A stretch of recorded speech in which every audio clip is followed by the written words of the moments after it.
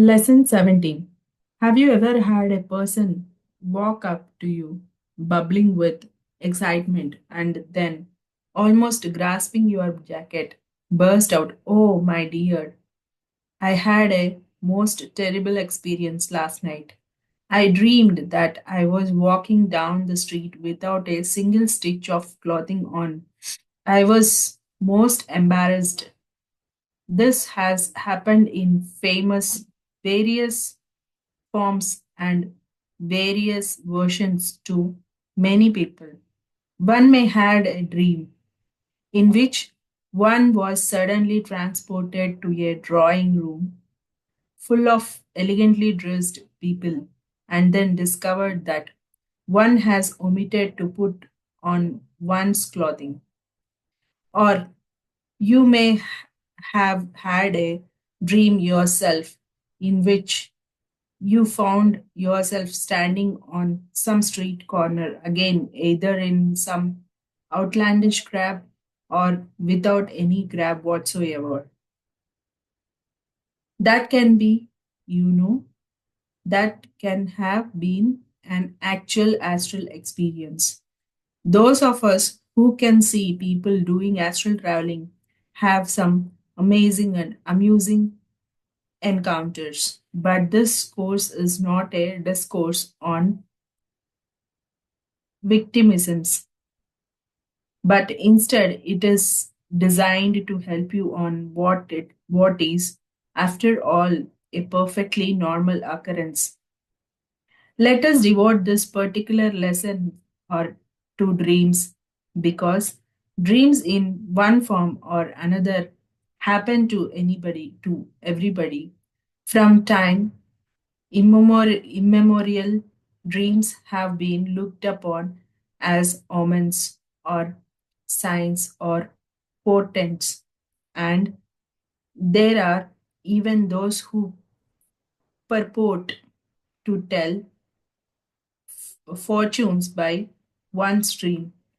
Others consider that dreams are just figments of the imagination when the mind is temporarily divorced from controlling the body during the process of sleep.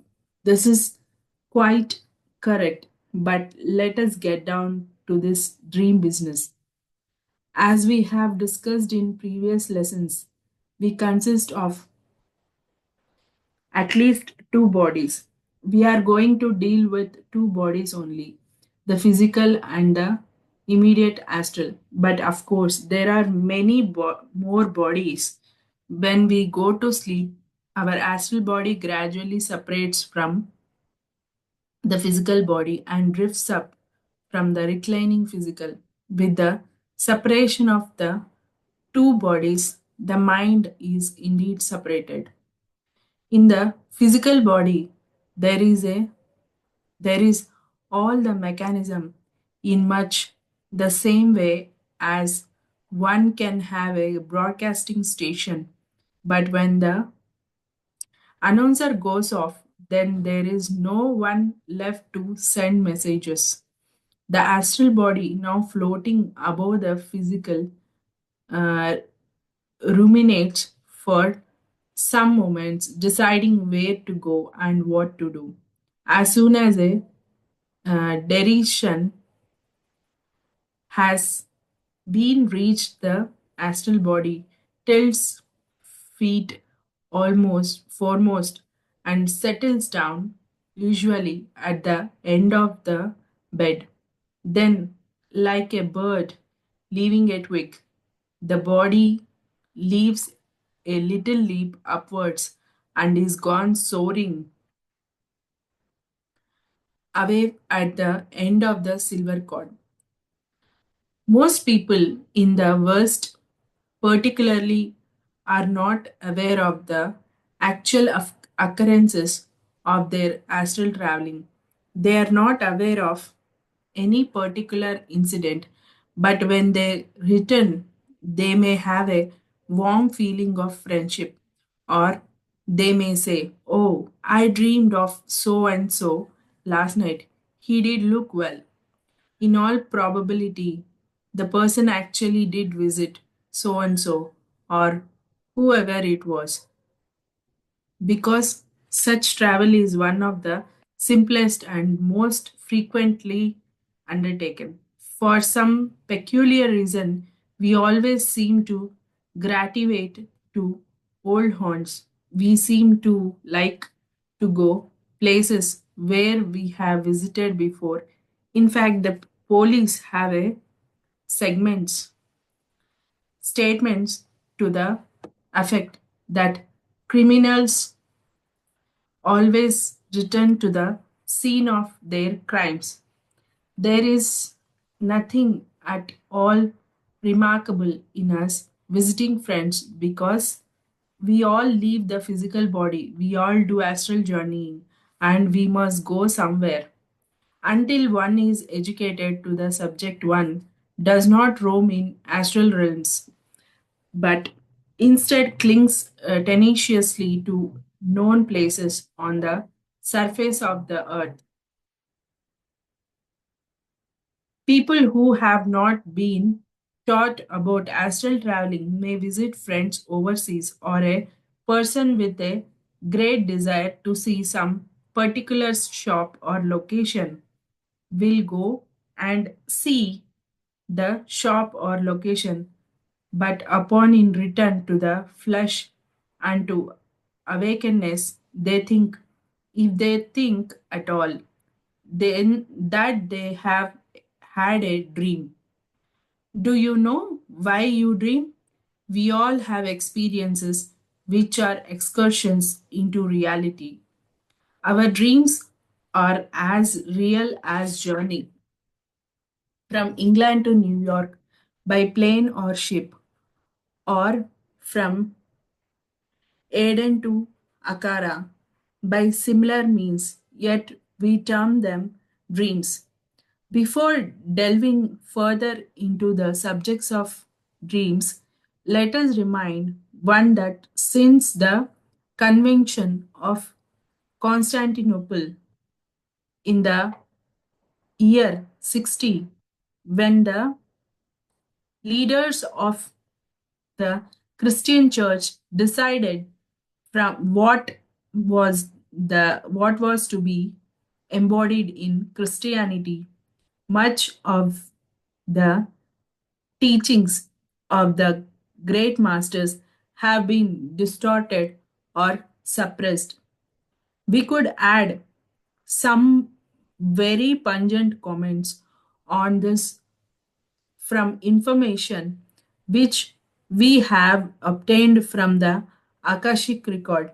But our purpose in preparing this course is to help people to know themselves, not to tread on anyone's cons, no matter how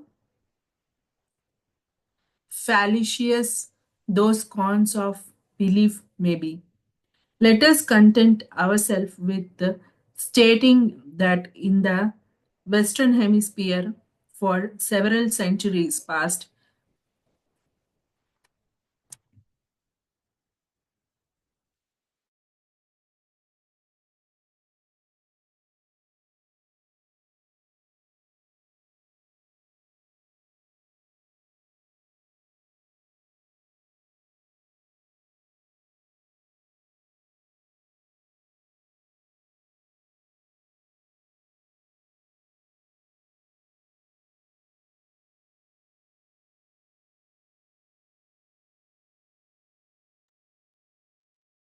people quite definitely have not been taught anything about astral traveling because it does not fall into any portion of organized religion.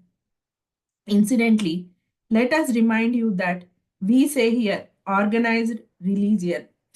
Again, in the Western Hemisphere, most people do not believe in fairies nor in nature spirits, and children who see fairies and nature spirits and who undoubtedly play with such entities are laughed at or scolded by adults who really should know better.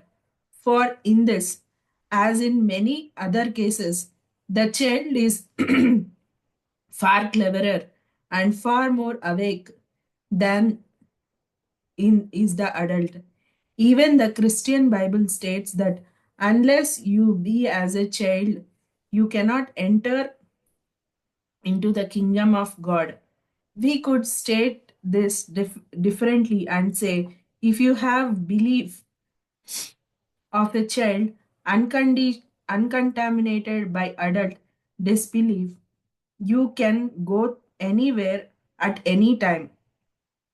Children being scoffed at, learn to disguise what they really see. Unfortunately, they soon lose the ability to see other entities because of this need of concealing their real abilities. It is much the same in the case of dreams. People have experiences when their physical body is asleep. For, of course, the astral body never sleeps, and when the later returns to the former, there may be a conflict between the two. The astral knows the truth, and the physical is contaminated and clogged by preconceived notions inculcated from childhood up to adulthood. Through conditioning, adults will not face up to the truth. So, there arises a conflict. The astral body has been off and done things, experienced things, seen things, but the physical must not believe in this because the whole teaching of Western people is to believe anything that cannot be held in the two hands and pulled to pieces to see how it works. Westerners want proof, and still more proof, and all the time they try to prove that the proof is wrong. This we have the conflict between the physical and the astral, and that leads to a need for rationalization. In this case, the dreams so called are rationalized into some sort of experience, frequently with the weirdest results imaginable. Let us go into it again. We could have all sorts of unusual experiences when astral traveling. Our astral body would like us to wake up with a clear memory of all these experiences. But again, the physical body cannot permit it. So there is a conflict between the two bodies. And some truly amazingly distorted pictures come back into our memories. Things which could not possibly happen. Whenever anything happens in the astral, which is contrary to the physical laws of the physical earth, there is a conflict. And so fantasy sets in, and we get nightmares or the most unusual happenings which can imagine.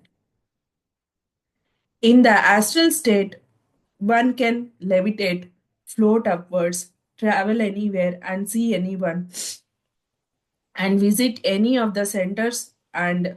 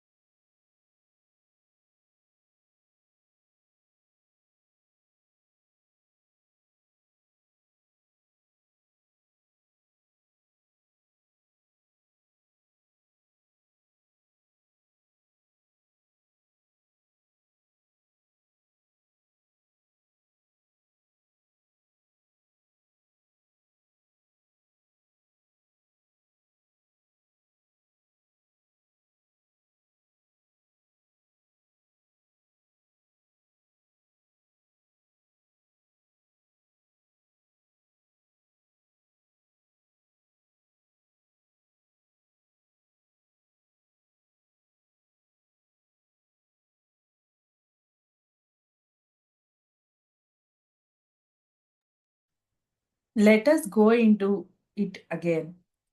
We could have all sorts of unusual experiences when astral traveling. Our astral body would like us to wake up with clear memory of all these experiences, but again, the physical body cannot permit it. So there is a conflict between the two bodies, and some truly amazingly distorted pictures come back into our memories, things which could not possibly happen.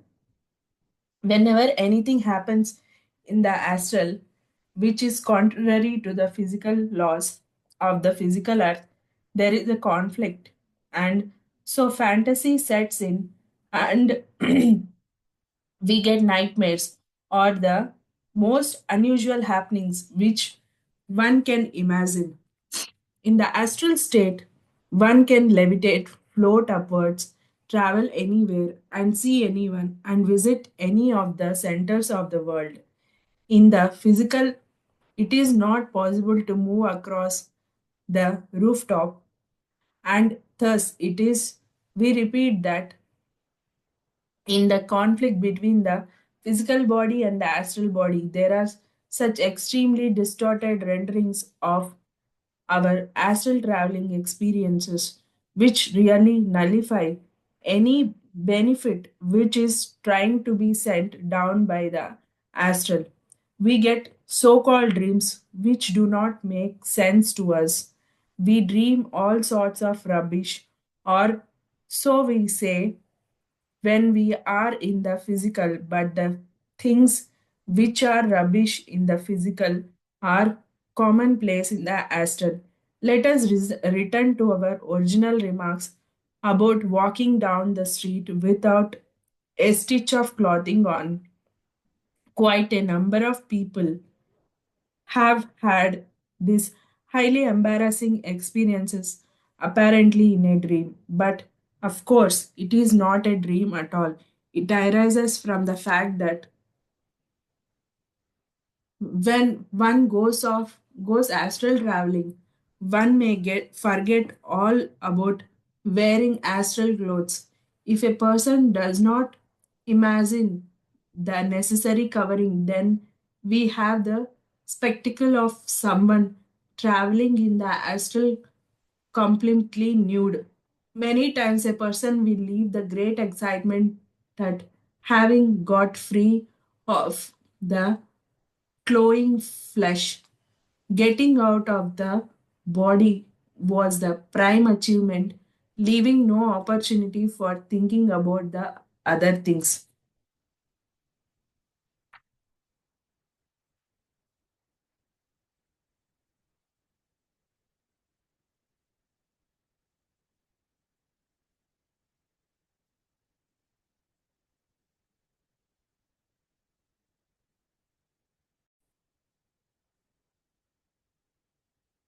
The natural body, we must remind you, is a body without clothing. For clothing is a purely man made convention which has no point in reality.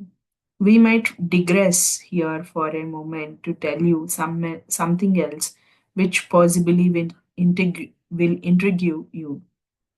In the days of long ago, man and woman could see the astral of each other. Thoughts then were plain to all. One's motives were absolutely open, and we tell you again that the colors of the aura flare most vividly and most strongly around those areas which people now keep covered. Mankind, and especially womankind, keeps certain areas covered because they do not want others to read their thoughts and their motives, which may not be always desirable. But this, as we said, is quite a digression and has little bearing on dreams. It is a point, though, which may cause you to ponder on clothing. When one is doing astral traveling, one usually imagines that. type of clothing which one would normally wear in the daytime. If this imagining is omitted, a clairvoyant receiving an astral visitor may perceive that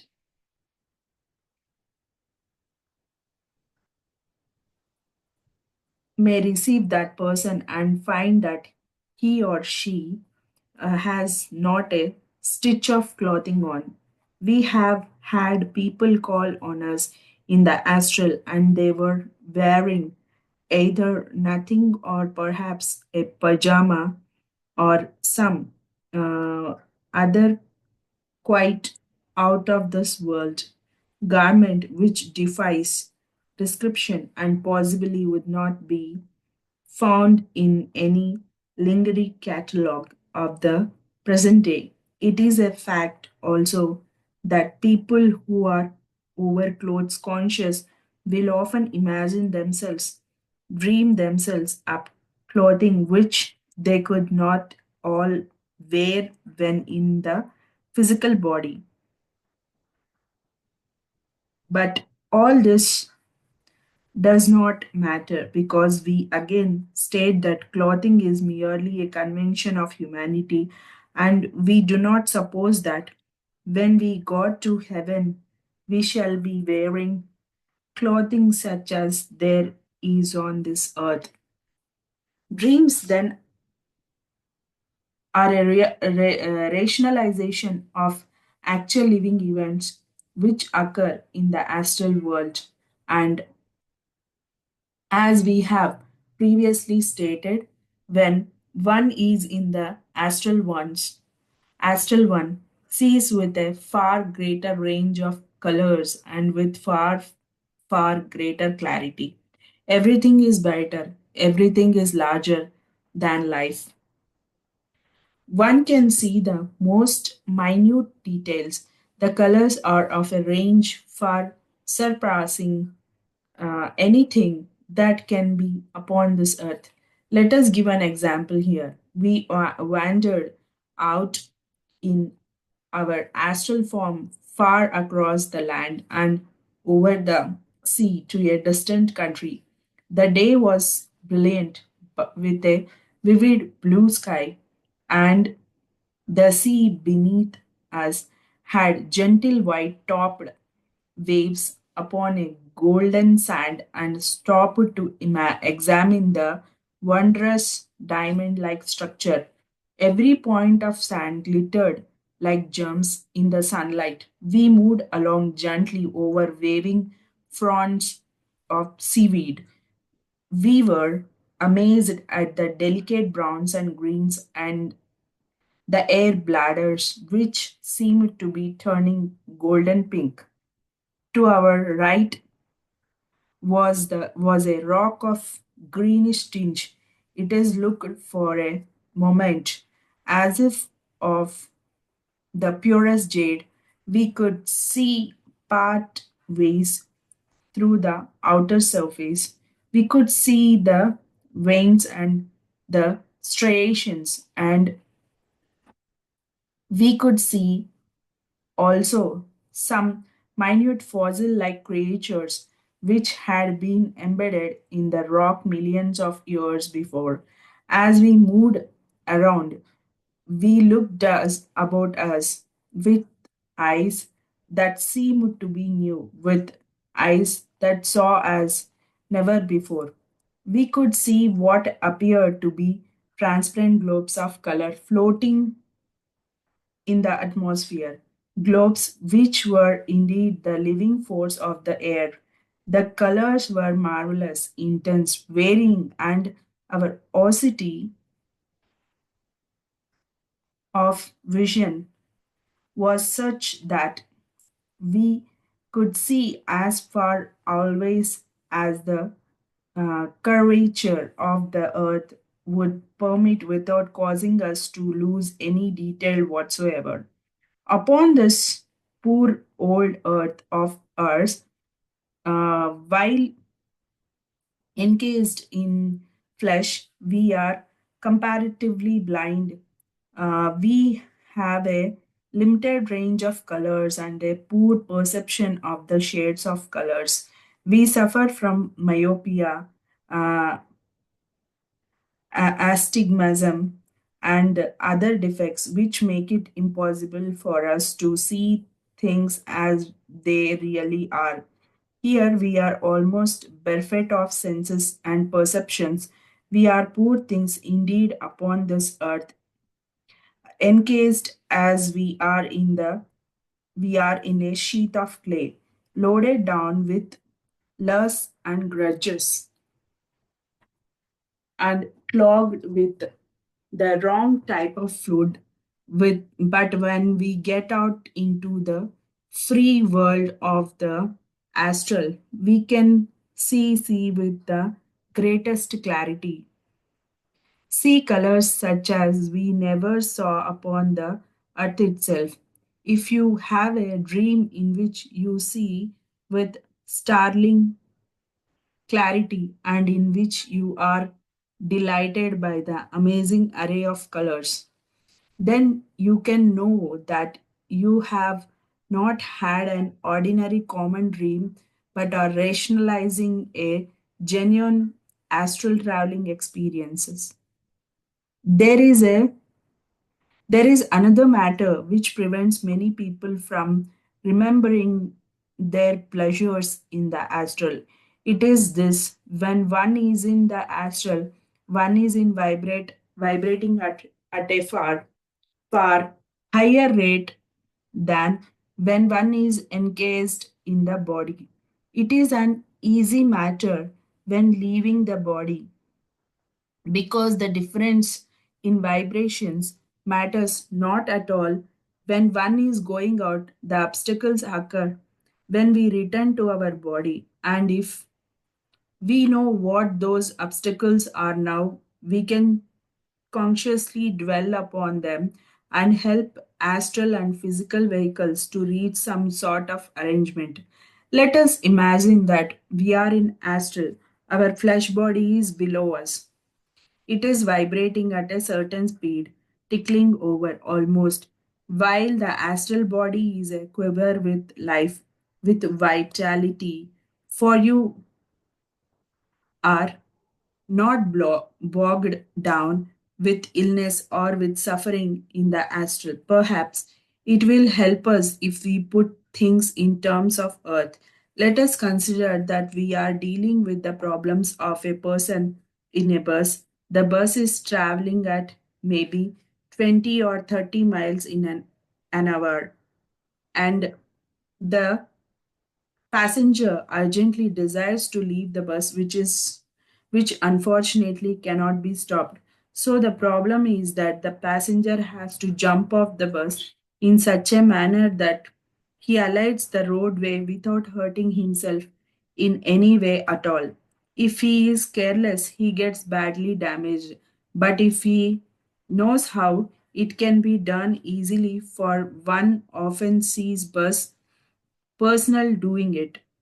We have to learn by experience how to get off the bus when the vehicle is moving.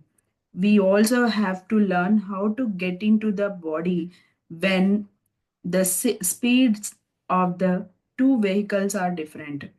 When we return from astral traveling experiences, our problem is to get into the body. Again, we are vibrating in the astral at a much higher rate than we are in the physical. And as we cannot slow down the one nor speed up the other more than a very, very limited amount, we have to wait until we can synchronize a harmonic between the two. With practice, we can do that. We can slightly speed up the physical body and slightly slow down the astral body so that while they are still at widely dissimilar vibrations, there is a fundamental harmonic, a compatibility of vibration between two, and that enables us to get in safely. It is a matter of practice, instinctive racial memory practice, and when we can do that, we can get all our memories intact. Do you find this difficult to realize? Then let us imagine that your astral body is in phonograph pickup. Your physical body is a phonograph record turning at what speed shall we say? 48 rpm.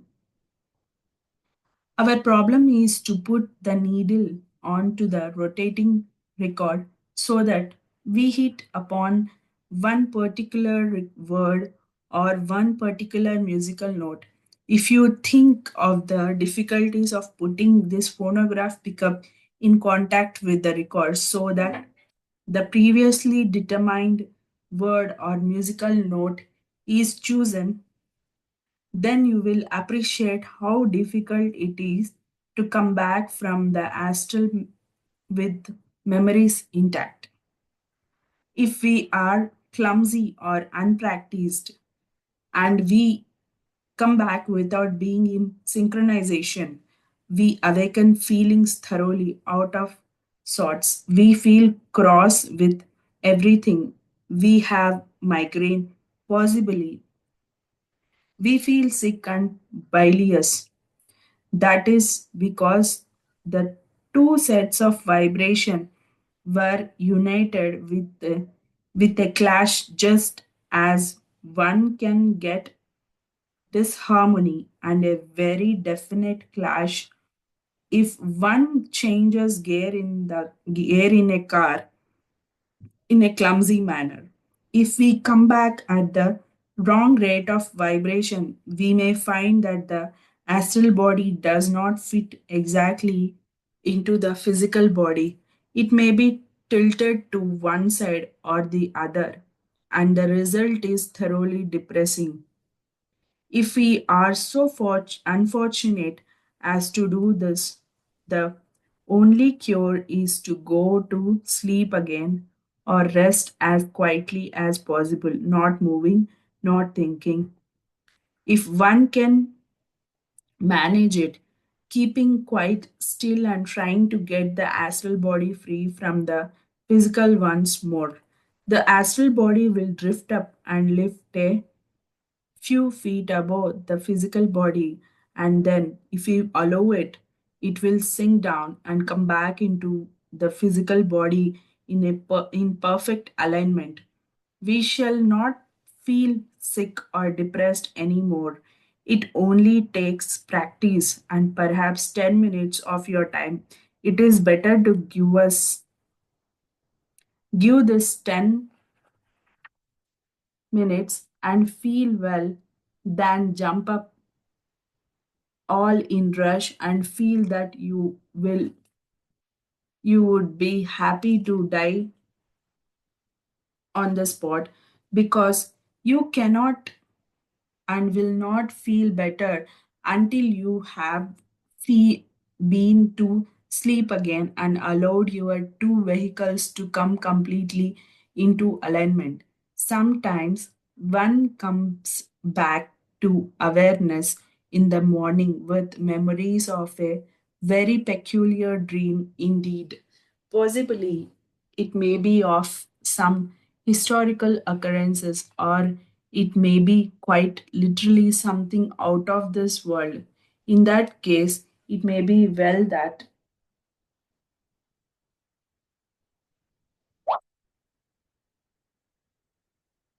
it may be that for some specific reason connected with your training, you have been able to contact the Akashic record, that you could see what happened in the past, or more merely what will probably happen in the future. Great seers who make prophecies can often move the future and see probabilities, not actualities, for they have not happened, but probabilities can be known and foretold. You will see from this that the more one can cultivate a memory of what occurs in the astral, the more benefits one can derive, because there is no point in learning something with much toil and trouble if one is going to forget all about it within the next few minutes. It frequently happens that one awakens in the morning thoroughly bad tempered, thoroughly hating the world and all that is within it. It takes one may many hours to recover from this really black and gloomy mood. There are a number of reasons for this particular attitude. One is that in astral state, one can do pleasant things, go to pleasant places, and see happy people. Normally, one goes into the astral as a form of recreation for the astral body, while the physical body sleeps and recuperates. In the astral, one has a feeling of freedom and utter lack of restriction and constriction. The feeling is truly wonderful, and then comes the call back into the flush to start another day of what suffering, hard work, whatever it is usually unhappy. And so, having come back, having been torn away from the pleasures of the astral one, is truly unhappy and bad tempered on awakening. Another reason, and not such a pleasant one, is that when we are in on earth, we are as children in a classroom learning or trying to learn the lessons which we ourselves planned to learn before coming to the earth. When we go to sleep, it is so that the astral body can leave school and go home at the end of the day in just the same way as children return to their homes at the end of the day. Many times, though, a person who is self satisfied and complacent upon the earth, thinking that he or she is very important person, will go to sleep and then awaken in the morning in a thoroughly bad mood. This is usually because that person has seen in the astral that he is making a shocking mess in his life on the physical earth, that all the smugness and all the complacency is not real getting him anywhere. It does not at all follow that because a person has a load of money and acres of property that he is doing a good job. We come to earth to learn specific things, just as a person going to a school or college learns to do specific things. It would be quite unless to give you an example. For a college student to enroll for a course leading to a Doctor of Divinity degree, and then for no explainable reason find that he was going to collect all the trash, all the garbage from small some local town. Too many people will think that they are doing extraordinarily well because they are uh, amassing money by swindling other people, by overcharging, by generally profiteering and giving bad deals.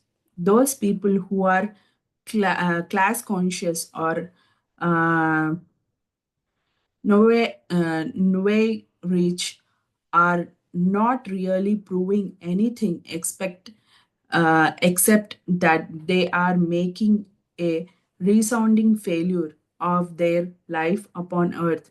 There is a time when everyone has to face up to. reality, and reality is not upon this earth. For this is the world of illusion, wherein all values are wrong, where for purposes of tuition one believes that money and temporal power and position are all that matters. Nothing could be further from the case than this. For the mendicant monks of India and elsewhere are of more spiritual value to the failure life than the high powered financier who lends out money to exorbitant interest to poor people who are hard pressed and really suffering. These financiers really wreck the homes and the futures of those who are so unfortunate as to fall behind with one of the extortionate payments. Let one of these high powered financiers and others of their ilk go to sleep and assume that for some particular reason they can get free from flesh and get far enough to see what sort of mess they are making. Then they come back with a perfectly shocking memory. They come back with an awareness of what they really are and with the determination that they will turn over a new leaf. Unfortunately, when they come back into the physical, being a low type anyway, they cannot remember, and so they just say that they have a they have had a disturbed night. They shout at their subordinates and generally bully everyone in sight, and so they give way to Monday morning blues. But sadly enough, they do not let this occur on Monday morning only, but almost every other day. Monday morning blues, yes, that really is the case, and for a special reason.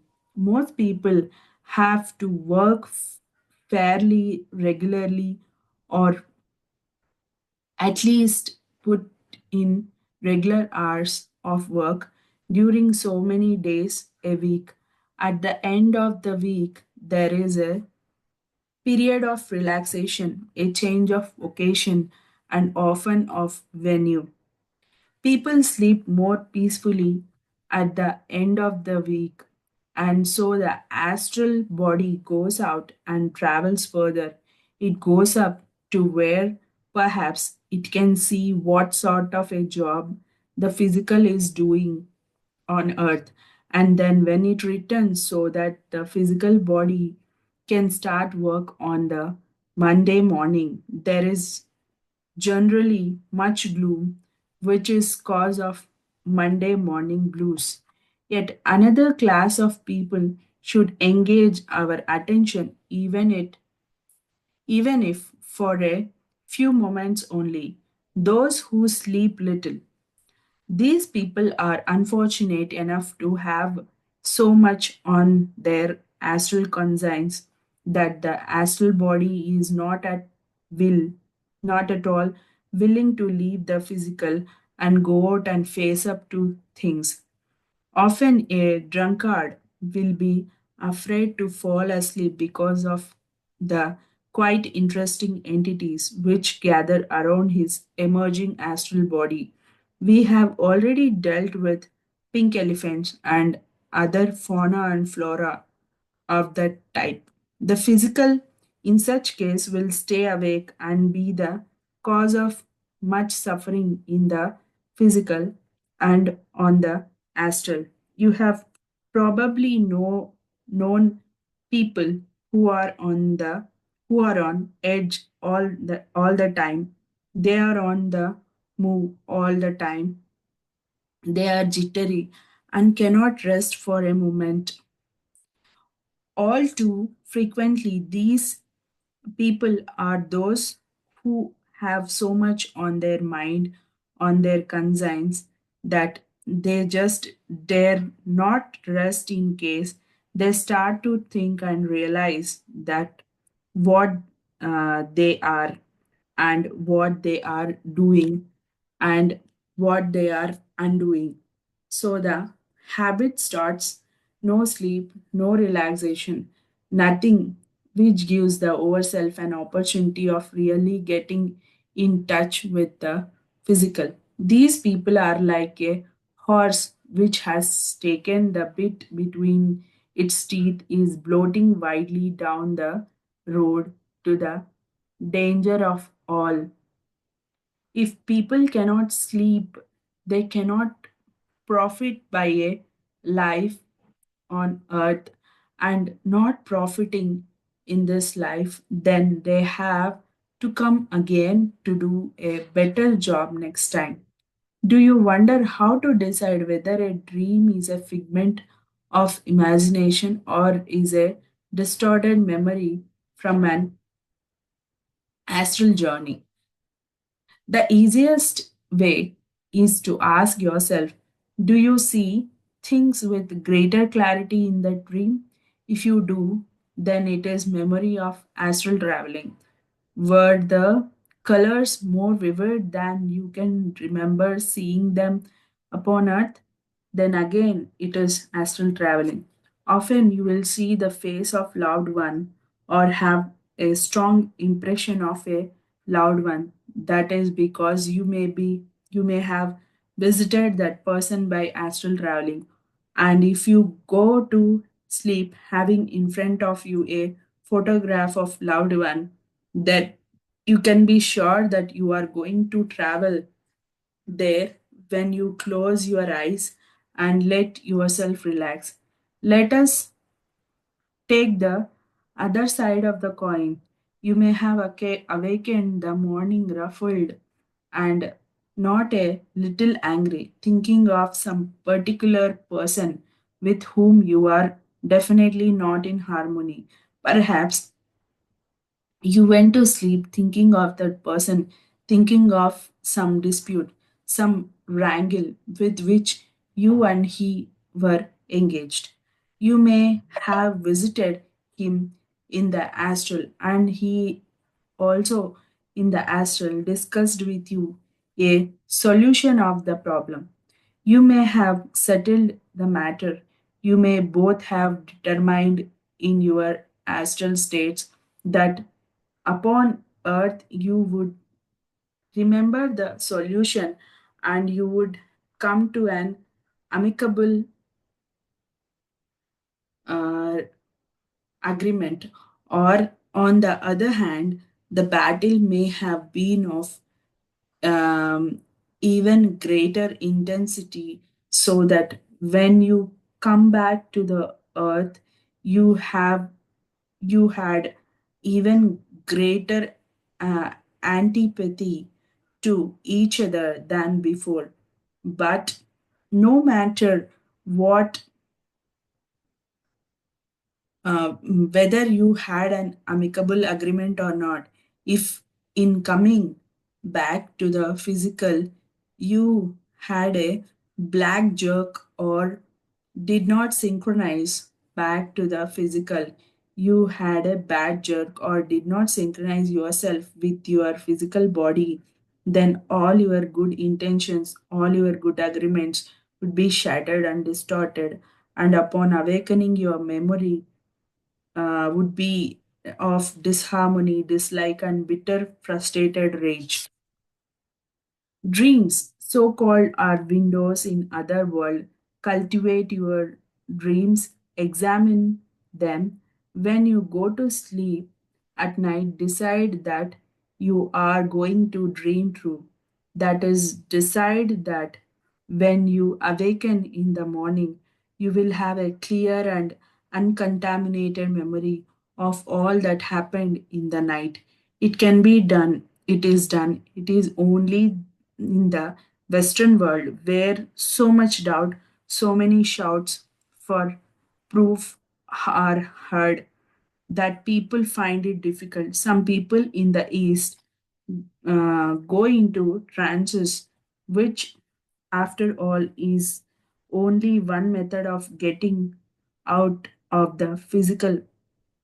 Others fall asleep, and when they awaken, they have the answers to the problems which perplexed them. You too can do this, you too, with practice and with a sincere wish to do it. Only for good can dream true and open wide that window to a into a most glorious phase of existence.